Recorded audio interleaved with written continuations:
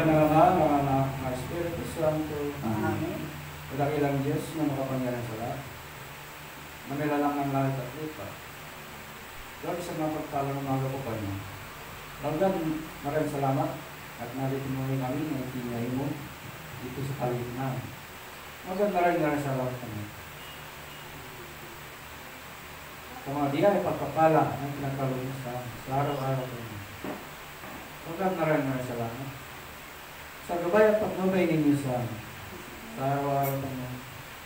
Sa aming paglabas-pasok dito sa templo pa niyo. Andiyan ka lang gumagabay sa amin. Magandang salamat sa lahat po ng pagkaroon mo. sa araw-araw, Panginoon, kalakasan na aming ang buhay, katawan. At higit sa lahat, Panginoon, ang aming buhay na hirap sa ito. Hanggang maraming salamat. At narito muli kami kung saan natupuri at papasalamat sa iyong dakilang pangalan. Hanggang maraming salamat. At sa oras na ito, Panginoon, may pinagkaloob mo ang bawat isa sa amin na narito ko. Bless mo, Panginoon, ang gawain na ito na servant of Jesus sa amin. Upang ang lahat po ng nakapatiran at sa lahat po ng nanonood sa kanilang matahanan sa live stream na ito, Panginoon, ang nakamit nila at marinig ang salita ng banal. My God, pinatas namin ang aming community na ito, Panginoon. No, pagpalay mo, Panginoon, at pagkatagin mo pa muli, Panginoon. Pang hindi kami magkawatak-watak sa pangaunang pandemya ngayon, Panginoon. Hindi pa rin kami magkasama-sama sa pagpupuri sa iyo. Ay pinapanalangin din namin, Panginoon, na may magkaos na itong pandemya na ito. Upang kami magsama-sama sa iyong templo, na purin ka sa bayan. At initaas na rin namin, Panginoon, ang aming spiritual director, si Reverend Father, pero din pastor sa Tarlac. Ay, gabayin mo po siya, Panginoon.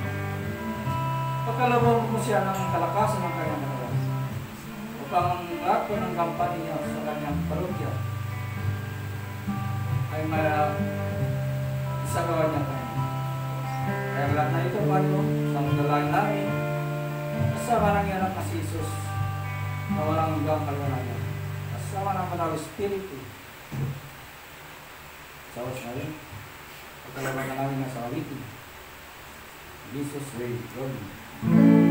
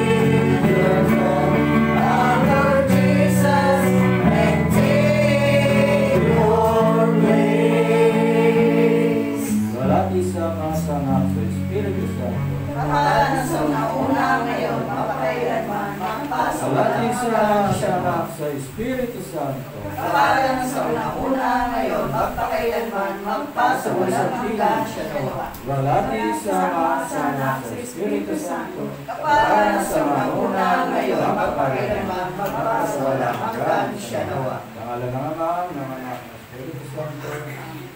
At yan po, dadako na tayo sa ating Evangelyo. Pagkakalog natin sa Story in the Kingdom.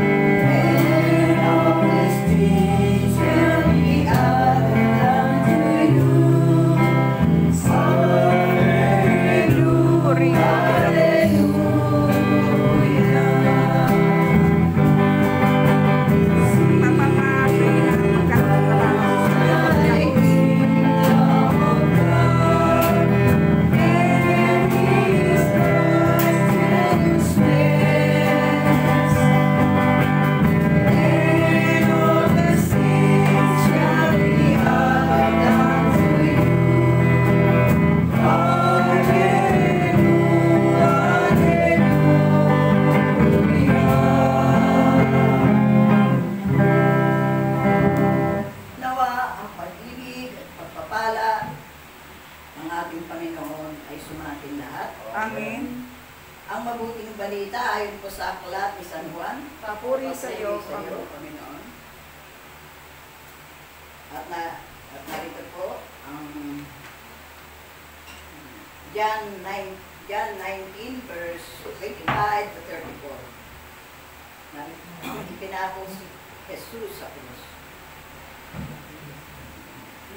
Nakatayo sa tabi ng krus ni Jesus ang kanyang ina at mga kapatid na babae, itong si Maria, na asawa ni Cleopas. Naroon din si Maria Magdalena.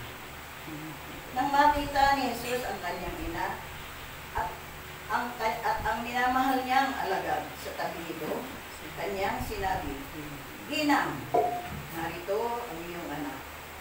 At sinabi sa alagad, "Narito ang iyong ina." Mula noon, siya'y pinatira ng alagad na ito sa kanyang bahay. Pangalawa, ang pagkamatay ni Jesus. Pagkatapos nito, alam ni Jesus na naganap na ang lahat ng bagay. At bilang katuparan sa kasulatan, ay sinabi niya, "Nauuhaw ako." May isang mangkok doon na puno ng maasim na alak. Itinubog nila ito. Tinubog nila rito ang isang esponga. Itinabit sa sanga ng isopo at idiniit sa kanyang bibig. Nang masipsip ni Jesus ang alak, ay kanyang sinabi, "Naganap na." Iniyok-yok niya ang kanyang ulo at nalagot ang kanyang bibig. Ikatlo, iniulos ang tagiliran ni Jesus. Nung araw na paghahanda at araw ng mga Hudyo na manatili sa krus ang mga bangkay sa araw ng pamamahinga, sapagkat dakila ang araw ng pamamahinga ito. Kaya tiniling nila kay Pilato na ipabalik ito ang mga binti ng mga ipinako sa krus at alisin doon ang mga bangkay. Naroon nga ang mga kawal at binali ang mga binti ng dalawang ipinakong kasabay ni Jesus. Ngunit pagdating nila kay Jesus at makitang patay na siya, hindi na nila binali ang kanyang binti. Subalit, inulos ng sibat ng isa sa mga kawal ang tagiliran ni Jesus at biglang dumaloy ang dugo at tubig.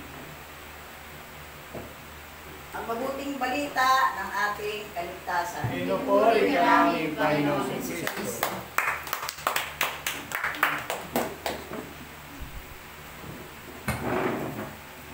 pang lahat, magandang umaga po sa ating Diyos na buhay, sa mahal ng Birhen, sa kabalang-banalang Espiritu Santo, at sa lahat ng mga kapatiran namin na patuloy na sumusubaybay sa live stream nito, saan mang dako ng lugar. Magandang umaga po sa inyo. At ganoon din lalong-lalo na sa aming pinakamamahal na Spiritual Director, Reverend Father Melvin Castro. Magandang umaga po, Father. Sa lahat ng mga hinahayuan namin, dyan sa Tarlac, sa Karamihan. Magandang umaga po, mga kapatid. Sa San Gabriel, at sa Dolores Capas, sa Banga, Tarita. Santa Rita, Karamihan. at sa Ligaya. Maligaya San Gabriel. Magandang umaga po sa ating lahat, mga kapatid. Ganon din dito sa ating kusina. Magandang umaga po sa inyong lahat. At sa ating pong ebanghelyo,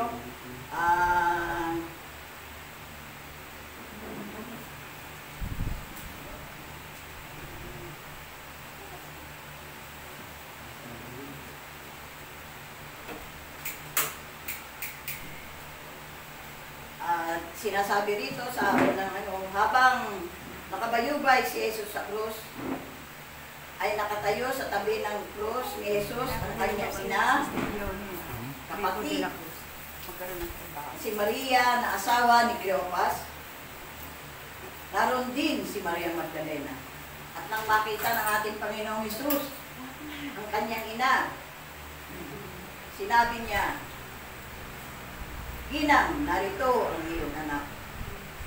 At sinabi rin niya sa pinakamamahal niyang alagad, pinakilala rin niya sa ina, "Narito ang iyong anak."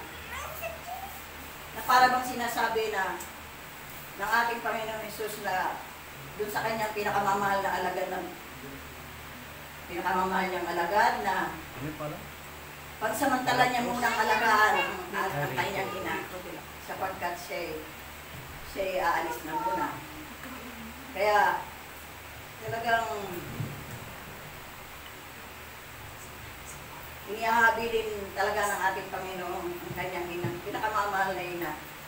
At marahil dala ng kababaang loob, pag-ibig, pagmamahal, yan ang pinupula ng ating Panginoon, tinanggap ng kanyang alagad at pinatuloy pa sa kanyang bahay.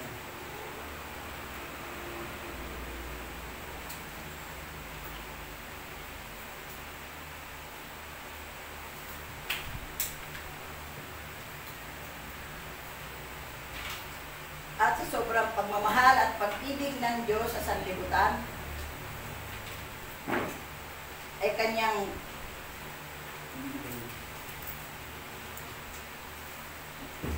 sinugo niya ang kanyang bugtong na anak para tubusin tayo sa ating mga kasalanan at ipinagkasundo tayo muli sa Diyos. Sa kabila ng matugo at kakilakilabot na tagpo ng ito ng Kalbaryo, dinadala din naman tayo ng tagpo ito sa karanasan ng malalim na kagalakang bunga ng pagkatubos natin sa ating mga kasalanan.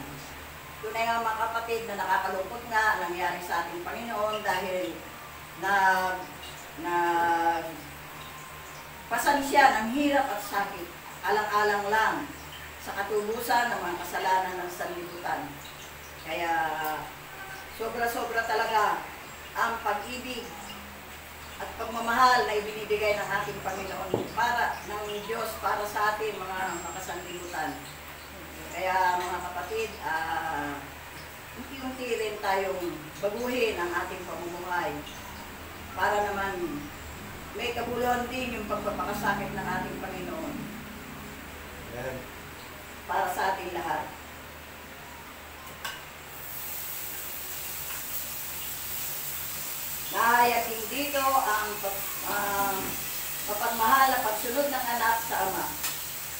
po ito na puno ng tiglaki, ngunit nabuumapaw din naman sa kagalakan pati ng kaligtasan para sa sanlibutan. Ganun pa man, malinaw na ang kamatayan ni Jesus ang pinakamagandang regalo ng Diyos para sa atin. Kaya sinasabi rin dito na sobrang masunurin ng anak, ang ating Panginoong Hesus yun sa kanyang ama. Dahil sinunod niyang lahat yung kautusan at naganap lahat yung mga nasa kasulatan. Kaya nga, nang sinabi ng ating Panginoon na lahat ay nagawa niya para sa atin sa mga sanlibutan, at sabi rin ng ating Panginoong Hesus, naganap na. At yun, nauuhaw siya. Nauuhaw siya sa pagmamahal, hindi sa inumin, nauuhaw siya hindi sa tubig, kundi sa pagmamahal ng bawat mga tinuturing niyang mga anak na kailangan sa pagkauhaw na yun ay kailangan tayo baguhin natin kung ano man ang mga hindi kalugod-lugod sa ating Panginoon na mga ugali natin. Dahil sa mga ganun man lang mga bagay ay kahit paano ay magkaroon din ng kaligayahan ng ating Panginoon dahil nakikita niya ang unti-unti nating pagbabago, ang unti-unti nating pagsunod sa mga habilin niya, sa mga kautusan niya at sa mga katuruan niya. At bago pa tayo naghihirap, si Jesus ang unang nakaranas ng sobrang hirap hanggang sa kamatayan. Nakikita ba natin ang ating paghihirap bilang parusa o isang pag-aalay at sakripisyo para sa iba? O, di ba? Ang laki ng binigay ng ating, bago pa raw tayo naghirap, sobra-sobra na yung paghihirap ng ating Panginoon, pero wala tayong naririnig na salita niya. Pero tayo, magkaroon lang tayo, nahirapan man tayo ng konti, marami na tayong daldal, angal sa lahat ng mga ginagawa natin. Kaya ang hinihingi ng ating Panginoon, pagbabago pa rin at pag-ibig sa ating kapwa, gaya ng pag-ibig natin sa sarili, na yun nga yung ikalawang utos niya. Kaya mga kapatid, nawa patuloy tayong pakababa, bawasan ang mga hindi kalugod-lugod sa Diyos na ating pag-uugali.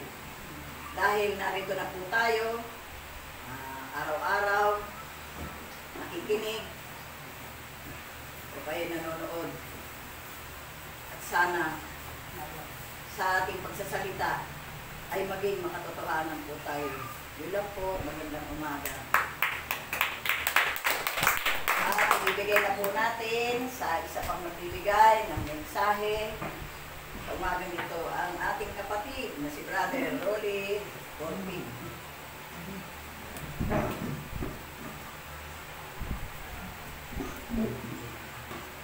Ang Holy Spirit.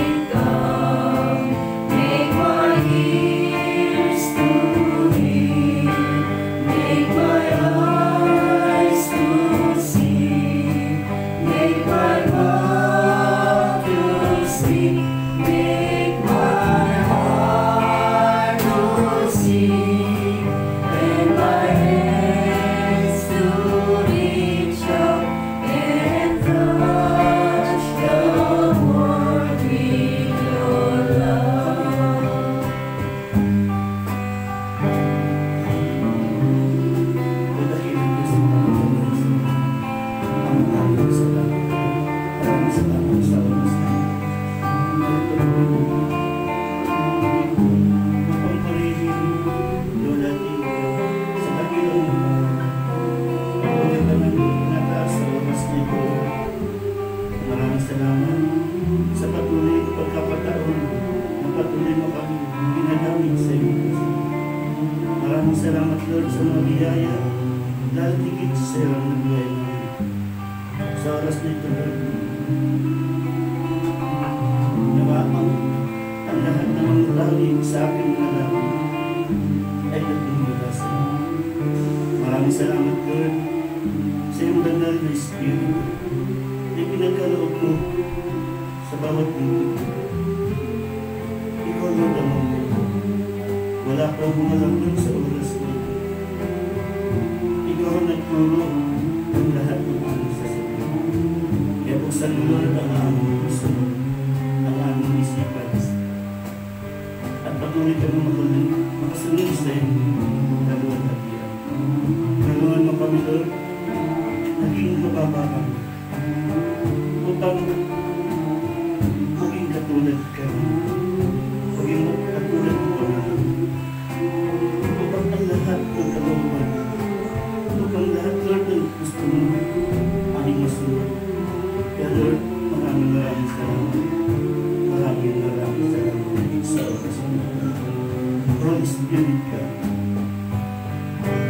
Holy Spirit come, make my ears to hear, make my eyes to see, make my mouth to speak, make my heart to sing, and my hands to reach out and touch the world with your love.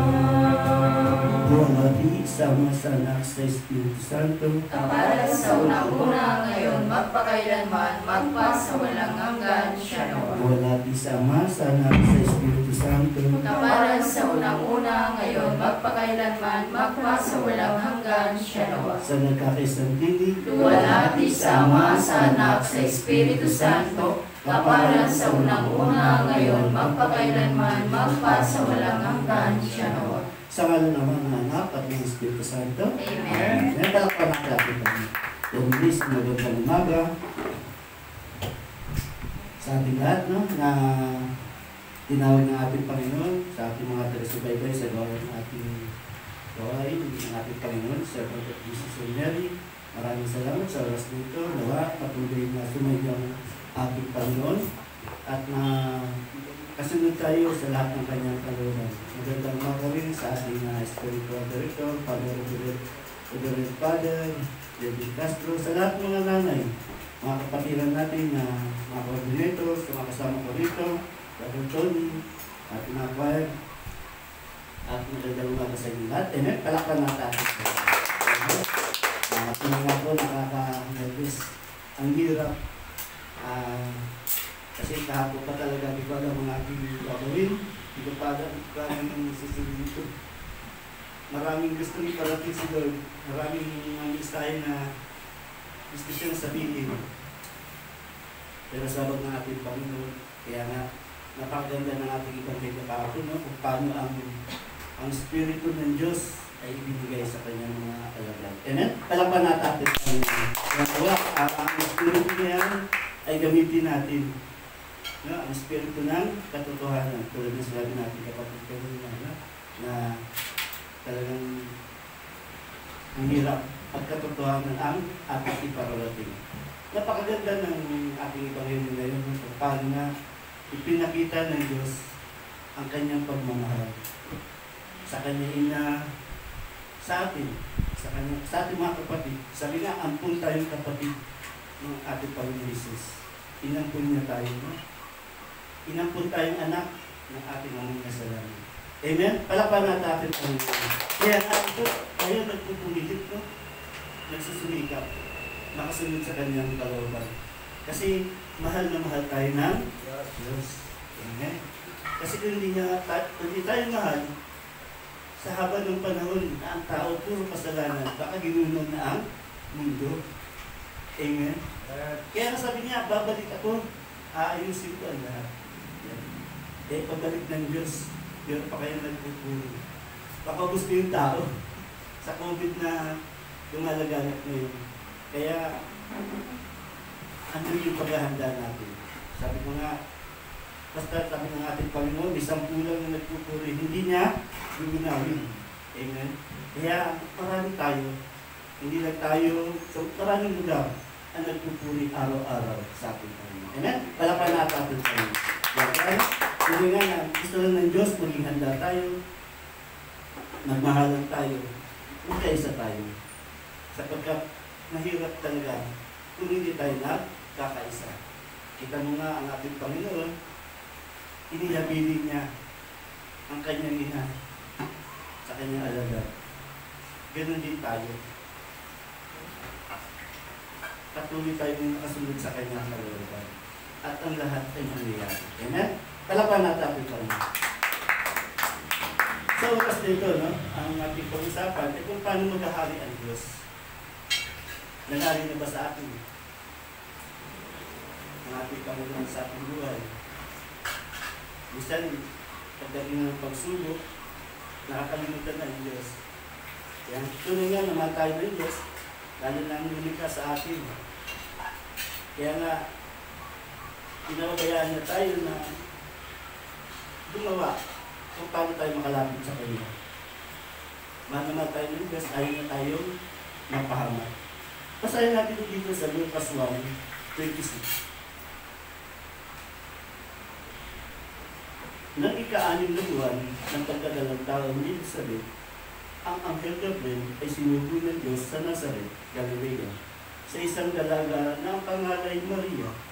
Siya ay nakatakdang ikasal kay Jose, isang lalaking duhat sa lipi ni Haring David. Paglapit ng anghel sa kinaroonan ng dalaga, binati niya ito, "Matuwa ka, ikaw ay kalugod-lugod sa Diyos." Wika niya, "Sumayo ang Panginoon." Ang salita ng Diyos. Salamat sa Diyos. Palakpakan natin. Alam mo, tunay nga na inihahanda ng Diyos ang lahat para sa atin. Kaya nga binigay niya, sinibigay niya dito ang kanyang bugtong na anak. Para pagdating ng panahon, makasama tayo ng ating amang nasa langit. No?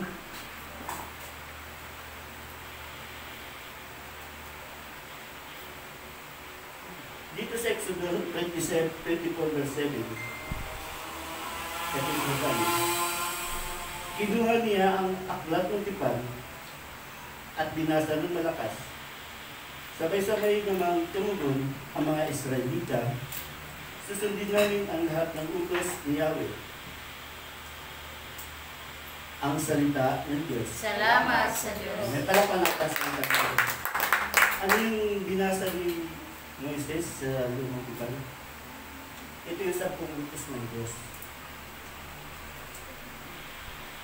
Kaya nga, ang tema ng ating ebanghelyo ngayon, pagmamahal.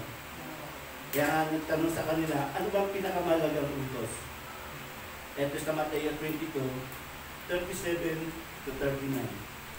Sumagot si Jesus, "Ibigin mo ang Panginoon ng Diyos ng buong puso, ng buong kaluluwa, at ng buong pag-isip. Ito ang pinakamahalagang utos. Ito naman ang pangalawa. Ibigin mo ang iyong kapwa gaya ng iyong sarili." Ang salita ng Diyos. Salamat sa Diyos. Palakpan natin ang salita ng Diyos. Nagawa ba natin ito? 2 utos na lang, no? Kasi ito yung dapat makikita sa atin sa pagsunod natin sa ating Panginoon. Minsan, tayo pa yata nagiging katisod ng ating kapwa.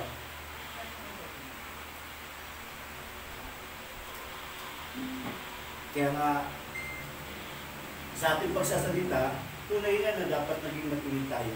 Amen? Katotohanan ang ating ipinararating. Dito sa Mateo 18:6, "Mabuti pa ang isang tao, siya'y bitinan ng isang malaking gilingang bato sa leeg at ihulog sa laot ng dagat, kaysa maging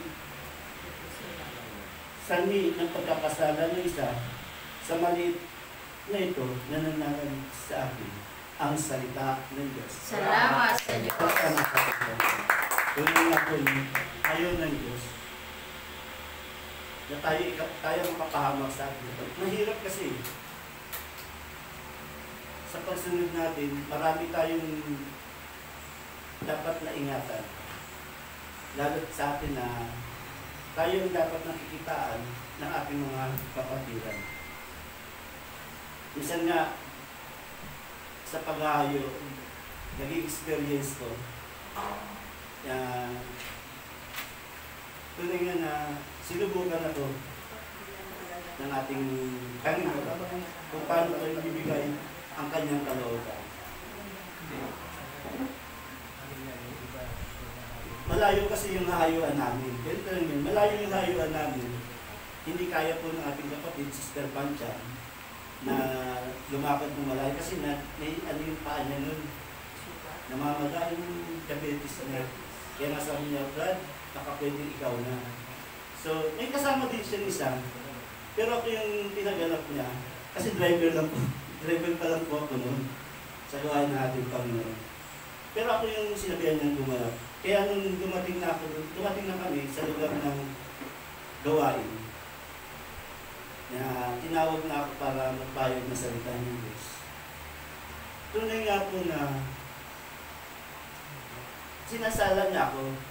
Pero ang pagsansala sa akin, hindi ko siya dinaras. Siniyasan ko lang na, teka lang. Siniyasan lang niya. Kasi parang nakikita niya, hindi ako nag-ano. So, talagang andun yung galaw sa labas eh. Talagang, sabi niya, Brad, mali yung binabasa mo. Jesus name, sabi ko. Tapos sinising na sa siya. So, nung natapos na yung binabasa ko, sumagot ulit siya, Brad, tama pala. Amen. Kaya nga minsan, no, susubukan ka talaga. Lalo na ako noon, bago pa lang ako sa yung gawain mo. Pero hindi lang asin bago kasi matagal na rin po ako. Kaya lang driver nga lang ako noon. Pero yung gamitin ka sa ugasan ng Diyos, minsan lang. Di ba? Hindi ka naman lagi. Pero pinakita ko sa kanya yung kababaan ko ng Diyos. Amen? Palakpan natin. Kaya natapos na yung gawain, kinausap ko siya. Sabi ko, sis, kung may mali anak ko, sabihin mo sa akin, after ng gawain, hindi doon mismo sa harap ng maraming tao. Pwede naman natin pag-usapan. Amen? Amen? Kaya nga, nung naunawaan niya, sabi ko, hindi lang sa akin, sa iba, sabi ko. Total, nangyari na sa akin yan. Sa iba naman, at least experience mo yan. Dapat maging hinahon tayo, lalo sa mga gawain na ganyan. Amen? Palakpan natin ating Panginoon. Kasi hindi ko lang lahat yun. Katulad natin, mga bago pa rin yun. Amen? Kaya nga, ang gusto ng Diyos, nakita sa atin, unang-una, ang kanyang kalooban. Dito sa Roma 12, 17-19. Huwag ninyong gantihan ng masama, ang masama sa halip. Sikapin ninyong mamuhay ng marangal sa lahat ng panahon. Hanggat maaari, makiisa kayo, mabuti sa lahat ng tao. Mga minamahal, huwag kayong magiganti. Ipaubayan ninyo yun sa Diyos, sapagkat nasusulat, akin ang paghihiganti, ako ang gaganti. Sabi